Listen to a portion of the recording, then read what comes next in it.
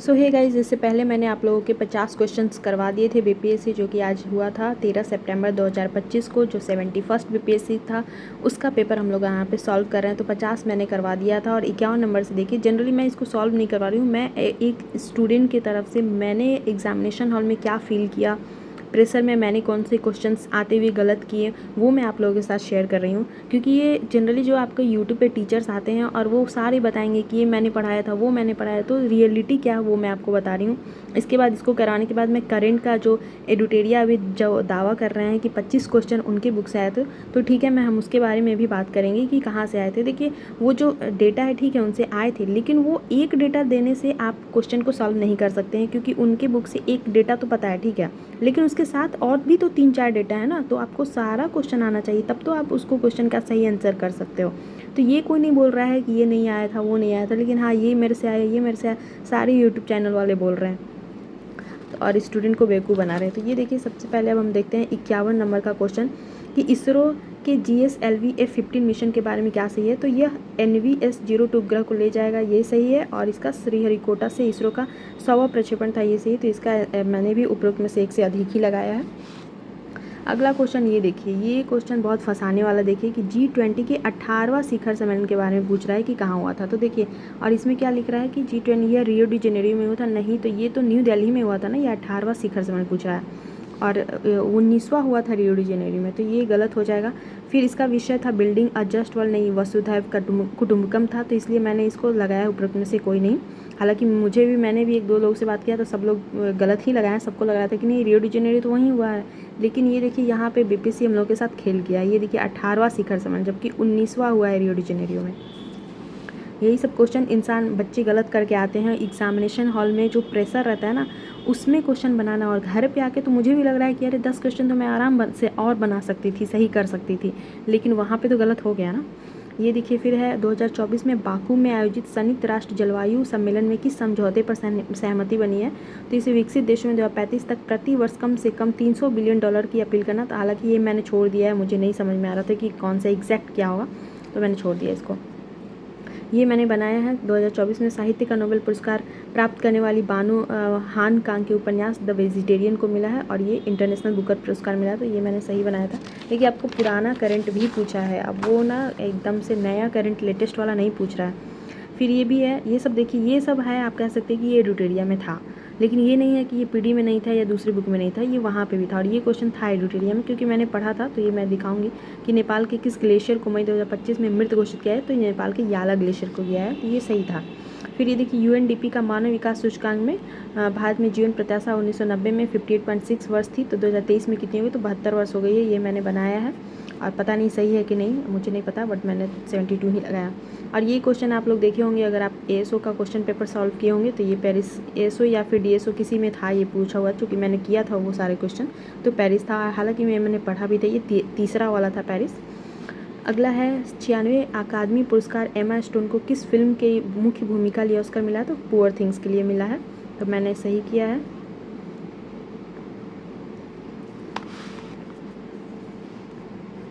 अगला है किस गुजराती फिल्म ने 70वीं राष्ट्रीय फिल्म पुरस्कार में राष्ट्रीय सामाजिक और पर्यावरणीय मूल्यों को बढ़ावा देने के लिए सर्वश्रेष्ठ फीचर फिल्म का पुरस्कार जीता है। तो देखिए, मैंने तो छेलो सो लगाया है, बट कच्छ एक्सप्रेस होगा, तो ये मेरा गलत हो गया है। पता नहीं क्यों मुझे लग रहा था कि मैंने कहीं छेलो सो पढ़ा था, बट हो सकता है एग्जाम में उतना ध्यान नहीं रहता ना कि किसी और चीज़ का पढ़ी होंगी मैं। अगला है कि निम्नलिखित में से किस व्यक्ति या संगठन को 2024 का रेमन मैग्सेसे पुरस्कार दिया है। तो देखिए, ये मैंने पढ़ा था फुनसो कर्मा और मियाजाकी। तो मियाजाकी तो मुझे याद था, लेकिन होता ना, यहाँ पे मैंने सिर्फ ये पढ़ा व्यक्ति या संगठन था, ये इसका आंसर उपरोक्त में से एक से अधिक होना चाहिए, बट मैंने इसको गलत किया। मैंने सिर्फ मियाजाकी है और लगा, फुत्सो कर्मा मैंने छोड़ दिया, जबकि मैं पढ़ी थी, बट होता नहीं, वहाँ पे माइंड ही नहीं काम कर रहा था। ये तो 100% श्योर थी कि ये वाला तो बन रहा है, और ये ध्यान में नहीं था। अगला है आकाश तीर के बारे में निम्नलिखित में से कौन सा कथन सही है। तो आकाश तीर में ये उपरोक्त में से एक से अधिक सही हो जाएगा, आकाश तीर वाला है, और ये वाला। तो देखिए, कुछ हद तक जो उपरोक्त में से एक से अधिक क्वेश्चन नहीं है ना, तो वो सही भी रहता है। अगर आपको ज़्यादा कन्फ्यूजन है तो आप उसमें लगा दो, अगर आप रिस्क लेना चाहते हैं तो। लेकिन अगर आप रिस्क नहीं लेना चाहते हैं तो फिर छोड़ दीजिए। जैसे इसमें क्या है, निम्नलिखित में से कौन से रक्षा प्लेटफॉर्म मेक इन इंडिया पहल के तहत भारत की स्वदेशी सैन्य प्रणाली का हिस्सा है? तो देखिए ये तीनों ही है, तो इसमें उपरोक्त में से एक से अधिक मैंने लगा दिया, क्योंकि मैंने पढ़ा कि अर्जुन के लिए था, F-35 लाइटनिंग ये भी पढ़ा था। एग्जैक्ट मुझे पता नहीं था, लेकिन हाँ ऑप्शन में था तो लगा कि ये भी होगा ये भी होगा, तो उपरोक्त में से एक से अधिक मैंने लगा दिया। ये कौन सा दिन होलोकॉस्ट मेमोरियल डे के रूप में जाना जाता है? ये मैं छोड़ी हूँ, ये मैंने देखा अभी सर्च किया 27 जनवरी, बट मैं ये छोड़ के आई थी। अगला है बानू मुस्ताक की किस पुस्तक को 2025 का अंतर्राष्ट्रीय बुकर पुरस्कार मिला है? तो हार्ट लैम्प को मिला। ये तो सब लोगों ने बनाया ही होगा। फिर है सिंधु जल संधि के अनुसार 3 पूर्वी नदियों भारत को आवंटित की गई, निम्नलिखित में से कौन सी उसमें शामिल नहीं है? तो झेलम नहीं है, सिंधु, सतलज और रावी है, झेलम नहीं है। अगला है कि यूएनडीपी के द्वारा विकसित क्षमता गरीबी माप के बारे में निम्नलिखित में से कौन से कथन सही है? तो ये देखिए मैंने एक तो छाट लिया था ये वाला, बट मुझे उसके बाद से कुछ समझ में नहीं आया, तो मैं ये छोड़ दी हूँ। इसका आंसर पता नहीं क्या होगा, लेकिन मैंने इसको छोड़ दिया, तो मैं इसको नहीं बताऊँगी, क्योंकि यूट्यूब वाले भी को सही पता नहीं होता है, वो कुछ भी बताते रहते हैं। हाँ, इसका आंसर केवल एक उन लोगों ने बताया, बट मैं इसको छोड़ी हुई हूँ। ये देखिए अगला है कि निम्नलिखित में से कौन सी वस्तुएं अप्रैल से सितंबर 2024-25 के दौरान भारत के निर्यात की शीर्ष 10 प्रमुख वस्तुओं में नहीं थी? तो इसका बासमती चावल ही होगा। मैंने ये लगाया क्योंकि मैं तो पहले लगा रही थी पेट्रोलियम, फिर मैंने सोचा कि नहीं ये 10 में पूछ रहा है कि शीर्ष 10 में शामिल नहीं है, तो मुझे लगा कि नहीं बासमती चावल का तो नहीं होना चाहिए। तो फिर देखिए एग्ज़ाम में ना मैं यही देखी हूँ कि कुछ चीज़ ना आपको पढ़ा हुआ नहीं आएगा, आपको उसको अपने माइंड से बनाना है, क्योंकि एग्जैक्ट आप चाहो कि जो कुछ भी हम पढ़ के जाएँ वहाँ पे सेम टू सेम आ जाए, तो ये नहीं हो सकता है। आपको वहाँ पे अपना कॉमन सेंस यूज करना होगा, तो वैसे ही क्वेश्चन आपसे बन सकते हैं। ये भारत वन स्थिति रिपोर्ट के बारे में है, तो ये तो एकदम ही गलत है। जो लोग भी फॉरेस्ट रिपोर्ट पढ़ के गए होंगे, हम लोगों ने पूरा रट के मत पूछिए, दिमाग ख़राब कर दिया था उसके चक्कर में। हिस्ट्री ज्योग्राफी ये सब पढ़ना, साइंस वाइंस पढ़ना सब भूल गई थी, जितना करेंट में हम लोगों ने पढ़ा था। बट ये देखिए क्या पूछ रहा है, देश का कुल वन और वृक्ष आवरण देश के भौगोलिक क्षेत्र का 15% तो नहीं, ये तो पूरा अभी कितना है, ज़्यादा हो गया ना, टोटल मिला के देखा जाए तो 21 पॉइंट समथिंग है, तो ये गलत हो जाएगा। फिर है सबसे बड़ा दर्ज वन क्षेत्र वाले 3 शीर्ष राज्य झारखंड, अंडमान, ये भी गलत हो जाएगा, तो ये सिर्फ सही होगा। हालांकि मुझे तो सब तीनों ही गलत लग रहा है, लेकिन ऑप्शन में नहीं था तो इसलिए ये सही लगाया मैंने ऑप्शन के अकॉर्डिंग। हालांकि देखा जाए तो ये दोनों तो बिल्कुल ही गलत है। 2023 में फिर 2023 में वैश्विक सेवाओं के निर्यात में निम्नलिखित में से किस देश की भारत से अधिक हिस्सेदारी थी? तो आयरलैंड की थी। ये मैं छोड़ के आई हूँ, मुझे नहीं समझ में आ रहा था इसका आंसर। स्वास्थ्य और परिवार कल्याण मंत्रालय यू-विन पोर्टल के बारे में निम्नलिखित में से कौन से कथन सही नहीं है? तो ये भी मैं छोड़ दी हूँ, क्योंकि इतना टाइम था नहीं और क्वेश्चन पढ़ने में बहुत ज़्यादा टाइम लगा, तो मुझे लगा कि आगे जो वन लाइनर क्वेश्चन है जो बना सकती हैं, जो 100% श्योर है उसको देखते हैं। ये मैंने छोड़ दिया था, बट इसका आंसर उपरोक्त में से कोई नहीं। ठीक है, अगला है किस संगठन ने संयुक्त रूप से आवास और शहरी मामलों के मंत्रालय के साथ राष्ट्रीय शहरी नवाचार स्टैक NUIS डिजिटल ब्लूप्रिंट विकसित किया है? तो राष्ट्रीय शहरी मामले संस्थान ने किया है। अगला क्वेश्चन है कि 31 अक्टूबर 2024 तक भारत माला परियोजना के तहत किस राज्य में सबसे अधिक निर्मित सड़क की लंबाई है? तो राजस्थान में, बट मैं इसका यूपी और महाराष्ट्र में कंफ्यूज थी और लास्टली मैंने यूपी लगा दिया है, लेकिन इसका आंसर राजस्थान होगा, तो ये मेरा गलत हो गया क्वेश्चन। अगला किसान ऋण पोर्टल के RP के शुभारंभ से पहले किसान ब्याज अनुदान और शीघ्र पुनर्भुगतान प्रोत्साहन योजनाओं के तहत मैनुअल दावे निम्नलिखित में से किस संस्थान को प्रस्तुत किए गए थे? तो देखिए इसमें A और B दोनों हो सकता है, इसलिए मुझे कन्फ्यूज़न था, तो मैं तो इसमें एक से अधिक लगा के आई हूँ, या फिर क्या लगाई हूँ मुझे याद नहीं है। इसका एग्जैक्टली मुझे पूछा जाए तो याद नहीं आ रहा है, लेकिन देखा जाए तो दोनों में ही लग रहा था।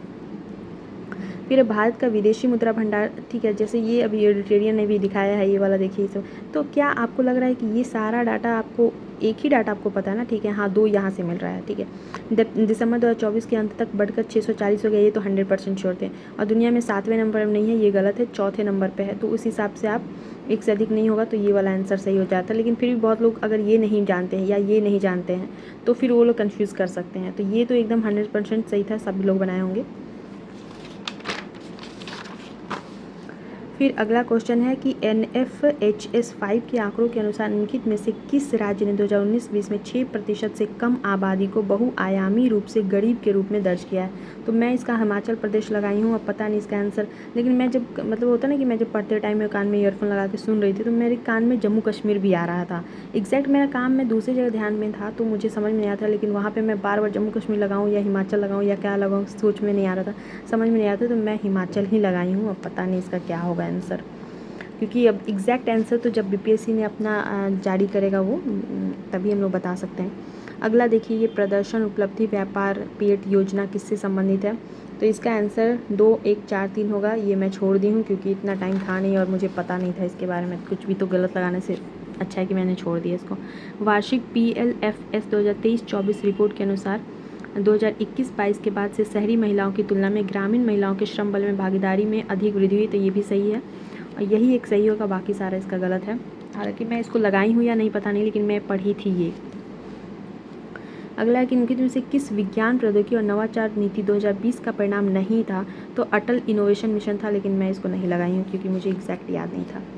ये है देश के सकल मूल्य वर्धित जीवीए में सूक्ष्म लघु और मध्यम उद्यम की हिस्सेदारी 2020-21 से। तो ये 27.3 से बढ़कर 30.1 हुई, ये मैंने लगाया। इसका आंसर भी यही होगा। चलिए अगला क्वेश्चन देखते हैं कि भारतीय सीमेंट उद्योग के संबंध में से कौन से कथन सही हैं? तो ये भारत दुनिया में सबसे बड़ा सीमेंट बन गया। तो ये गलत है क्योंकि दूसरे नंबर पे सीमेंट है, चीन के बाद दूसरे नंबर पे है, चीन नंबर 1 पे है। तो ये तो एक छट गया था और उसके बाद मैंने ये फर्स्ट और थर्ड तीन दोनों लगा दिया है। पता नहीं इसका आंसर क्या होगा। एक तो 100% श्योर हूँ, बट तीसरा होगा या नहीं पता नहीं। आप लोग को अगर किसी को पता है तो आप बता सकते हैं, बट मैं इसका 1 और 3 ही लगाई हूँ। अगला बिहार के मिशन दक्ष का प्राथमिक उद्देश्य क्या है? तो ये तो पता ही होगा सब लोगों को। ये जब बीपीएससी टीचर वाले की ज्वाइनिंग हो रही थी उस टाइम बहुत सारे नियम कानून आ रहे थे, तो इसमें ही मैंने पढ़ा था ये कि स्तरीय दक्षता तक पहुंचाने के लिए पिछड़ने वाले छात्रों के लिए व्यक्तिगत सलाह प्रदान करना है। मतलब ये था कि जो बच्चे अब क्लास ख़त्म हो जा रही है उसके बाद जो कमज़ोर बच्चे हैं उन लोगों को टीचर के द्वारा बैठा के पढ़ाना है स्कूल ख़त्म होने के बाद भी 1 घंटा, और उनका फिर से वीकली टेस्ट वगैरह लेना है, देखना है कि वो कहाँ तक पहुँच रहे हैं। तो ये मैंने पढ़ा हुआ था पहले से। बिहार स्टार्टअप नीति 2022 के युवा ढांचे के निम्नलिखित में से कौन से घटक नहीं है? तो इसका अंतर्राष्ट्रीय बाजार विस्तार योजना है। ये मैं पढ़ी थी, बट एग्जैक्टली वहाँ पे क्या होता है ना कि देखिए युवा का फुल फॉर्म पढ़ ली, युवा क्या हुआ वो, लेकिन इसमें क्या घटक नहीं है ये सब आदमी नहीं पढ़ पाता उतना डीपली। तो ये क्वेश्चन पढ़ा हुआ भी था लेकिन बन नहीं पाया आंसर मुझे, ये मैंने छोड़ दिया। अगला है कि 2023-24 के बिहार के आर्थिक प्रदर्शन के बारे में लिखित कथनों में से कौन सा सही है? तो ये मुझे ये भी सही लग रहा था और ये भी ये तो सही था ही। 2023-24 के बिहार के GSVA में स्थिर मूल्य में तृतीयक क्षेत्र की अनुमानित हिस्सेदारी 58.6%। ये तो 100% सही था। और सकल अस्थायी पूंजी निर्माण GF में 4.6 था। तो ये मुझे याद नहीं है कि मैं सिर्फ B लगाई हूँ या फिर ये D लगाई हूँ, याद नहीं आ रहा है कि क्या लगाई हूँ, बट ये तो 100% श्योर थी मैं कि यही सही होगा। अगला है कि निम्नलिखित में से कथन कौन से है? तो बिहार में युवा 0 से 19 वर्ष के अनुपात में 2041 तक काफ़ी गिरावट का अनुमान है। ये तो सही होगा। और बिहार का जनसांख्यिकीय लाभांश 2041 के आसपास चरम पे होने की उम्मीद है। ये भी सही होगा। और बिहार में बुजुर्ग आबादी 60+ वर्ष भारत की तुलना में अधिक तेज़ी से बढ़ने की उम्मीद है। तो ये मैंने गलत किया है क्योंकि भारत की जो तो ऑलरेडी आबादी ज़्यादा है और बिहार की बढ़ेगी मानते हैं, लेकिन देखा जाए तो मेरे अकॉर्डिंग मुझे लगा कि ये नहीं हो सकता है। तो 1 2 मैंने लगाया है, पता नहीं इसका क्या होगा आंसर। आप लोग अगर कोई लगाए हो 100%, अगर कोई श्योर हो तो आप मुझे कमेंट बॉक्स में कमेंट कर सकते हैं। PLFS 2023-24 के अनुसार निम्नलिखित में से कौन सा कथन बिहार में महिलाओं के बीच रोजगार की प्रकृति का सबसे अच्छा वर्णन है? तो देखिए ये सब क्वेश्चन क्या होता है ना, ये आपको कहीं पे मिलेगा नहीं, ये आपको अपने कॉमन सेंस से लगाना है कि ज़्यादातर महिला औपचारिक नियमित वेतन वाली नौकरियों में कार्यरत है। तो नहीं, देखा जाए तो सबको तो सरकारी नौकरी है नहीं या फिर नियमित वेतन में है नहीं। ज़्यादातर हमारे यहाँ महिलाएं घरेलू हैं, जैसे कोई पार्लर चला रही हैं, कोई कुछ कर रही हैं, कोई सिलाई चला रही हैं, कोई अपना टेलरिंग का काम कर रही हैं। तो ये सब कार्य, तो ये अधिकांश महिला स्वनियोजित हैं जो अक्सर घरेलू उद्यमों में सहायक के रूप में कार्य करती है। तो इसका आंसर यही सही होगा। और अधिकांश महिला द्वितीय क्षेत्र में नहीं, तो द्वितीय में आपको पता है इंडस्ट्री वगैरह ये सब आ जाता है, तो उसमें तो है नहीं। तो ये सब क्वेश्चन आपको कहीं मिलेगा नहीं, आपको अपनी कॉमन सेंस से बनाना है। और एग्ज़ाम का जो पैटर्न चेंज हो रहा है ना, उससे मुझे यही समझ में आया कि अब आप पढ़िए ना पढ़िए, देखा जाए तो लेवल एक ही रहेगा। आपका कॉमन सेंस कितना आप वहाँ पे यूज़ कर पा रहे हैं उसके अकॉर्डिंग आपका रिजल्ट डिपेंड करता है। लोकसभा के सचिवालय स्टाफ की नियुक्ति कौन करता है? तो लोकसभा अध्यक्ष से परामर्श उपरांत राष्ट्रपति करता है। ये मैं छोड़ के आई हूँ शायद, क्योंकि मुझे कन्फ्यूज़न हो रही थी इसकी। अगला है कि भारतीय संविधान की विभिन्न सूचियों के निम्नलिखित विषयों पर विचार कीजिए। निम्नलिखित में से कौन विषय समवर्ती सूची में आता है? तो वन्य जीवों की सुरक्षा आता है समवर्ती सूची में, और मूल्य नियंत्रण। तो मैं 1 और 4 ही लगा के आई हूँ, पता नहीं अब कृषि पर आए और विद्युत उपभोग अथवा बिक्री पर आए, ये सही है या नहीं पता नहीं। अगला क्वेश्चन है कि निम्नलिखित में से कौन सा नीति निर्देशक तत्व गांधीवादी सिद्धांतों के अनुरूप नहीं है? तो देखिए ग्राम पंचायत का गठन तो था ही, और गांधी जी तो कुटीर उद्योग को प्रोत्साहित कर ही रहे थे, लेकिन समान नागरिक संहिता और काम का अधिकार, ये दोनों मुझे लग रहा था कि नहीं होना चाहिए, तो मैं 2 और 4 लगा के आई हूँ। पता नहीं कि क्या सही होगा, मुझे समझ में नहीं आया। अब काम का अधिकार भी अगर कहीं गांधी जी का हो तब तो फिर गलत हो जाएगा, फिर समान नागरिक संहिता ही केवल बच जाएगा और ऑप्शन में है केवल 2 एक। तब मुझे समझ में नहीं आ रहा, इसका मुझे डाउट है कि क्या होगा आंसर। अगला क्वेश्चन है कि निम्नलिखित में से कौन सा एक सम्मिलित नहीं है। तो देखिए, अनुसूचित क्षेत्रों का प्रशासन, तो ये 5वीं अनुसूची में, 6ठी में तो नागालैंड, मणिपुर, इसके बारे में, नागालैंड मिजोरम उसके बारे में। फिर शपथ का प्रावधान 3री में है। राज्यसभा की सीटों का आवंटन भी 4थी अनुसूची में, और संघ सूची समर्थित सूची ये भी 7वीं अनुसूची में है। तो ये इसका पहला वाला गलत हो जाएगा, हालांकि मैं खुद इसमें कन्फ्यूज हो गई थी। केंद्रीय सरकार के बारे में निम्नलिखित कथनों पर विचार करना है कि मंत्रालय तथा विभागों का निर्माण प्रधानमंत्री के द्वारा कैबिनेट सचिव के परामर्श से होता है। प्रत्येक मंत्री को मंत्रालय राष्ट्रपति के द्वारा प्रधानमंत्री की परामर्श पर आवंटित किया जाता है। तो केवल 2 सही होगा, पहला वाला गलत होगा इसका आंसर। अब मैं इसको छोड़ के आई हूँ क्योंकि मुझे समझ में नहीं आ रहा था। राज्य विधायिका की कार्यवाही के बारे में क्या सही है। तो ये विधायिका में कार्य केवल राज्य की सरकारी भाषा में अथवा हिंदी अथवा अंग्रेजी में निष्पादित किए जाएंगे, ये सही है। बाकी देखिए, यह किसी उच्च न्यायालय के न्यायाधीश के आचरण पर चर्चा, आचरण पे कोई क्यों ही चर्चा करेगा, ये सोचने वाली बात है। महाधिवक्ता को मत देने का अधिकार नहीं, वो सिर्फ भाग ले सकते हैं। किसी कथित अनियमितता के आधार पर कार्यवाही को वैधता पर प्रश्न किए जा सकते हैं, ये भी गलत हो, केवल एक सही होगा इसका। अगला है कि निम्नलिखित भारतीय संविधान के मौलिक अधिकारों पर औचित्यपूर्ण प्रतिबंध का प्रावधान करता है, किंतु औचित्य को ध्यान में रखना चाहिए। तो ये केवल एक से, ये सामान्य जन का हित संरक्षित हो, हालांकि ये मैंने नहीं बनाया। अगला है कि निम्नलिखित में से कौन वित्त आयोग के सदस्य की आवश्यक अर्हताओं का निर्धारण करता है। तो संसद करता है विधि बना करके। फिर निम्नलिखित कथनों पर विचार कीजिए कि सदन को आहूत करने का अर्थ दीक्षांत है। स्थगन से सत्र अवसान होता है। विघटन सदन को समाप्त करता है, और स्थगन सदन के नेता के द्वारा अकेले किया जाता है। तो केवल 4 ही होगा, मैं इसका 4 ही लगाई हूँ।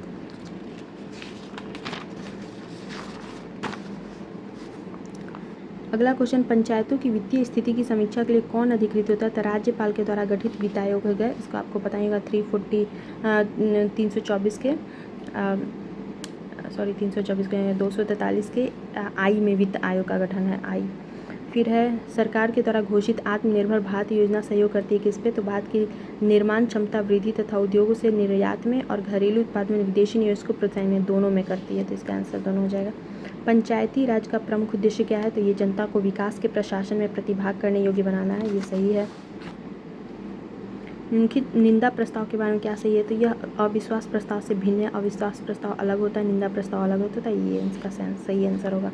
फिर निम्नलिखित में से कौन सा विषय उच्च न्यायालय और सर्वोच्च न्यायालय दोनों के अधिकार क्षेत्र में आता है। तो मौलिक अधिकार का संरक्षण, ये दोनों में आता है, तो इसका मैंने ए ही लगाया है। तो बस यहाँ तक अभी करेंगे, उसके बाद 101 से लेकर के 50 क्वेश्चन हम कल करेंगे, क्योंकि वीडियो बहुत ज़्यादा लंबा हो जाएगा तो फिर दिक्कत होती है। तो आई होप आप लोग को ये वीडियो अच्छी लगी, और आप लोग अपने भी क्या आप लोगों ने सही बनाया गलत बनाया उसको भी आप मेरे चैनल पे कर सकते हैं, डाल सकते हैं, क्योंकि कुछ लोगों ने अभी मैंने जो बनाया था उस पर जो सही आंसर था उन्होंने बताया है कि हाँ, जो लडंग है वो स्थानांतरित कृषि है, और मैंने पहले सही लगाया था, फिर मैं बाद में उसको बदल के लगा दिया, और ये मेरा एक क्वेश्चन गलत हो गया, आता हुआ क्वेश्चन गलत हो गया। एक होता ना कि नहीं समझ में आया, तो मैंने पदार्थ वाला देखा ही नहीं, स्थानांतरित कृषि है तो मुझे पहले तो वही लगाई थी, फिर सोचे कि कृषि का ही तो प्रकार है एक, ये सोच के मैंने वो लगा दी। तो चलिए फिर मिलते हैं नेक्स्ट वीक में।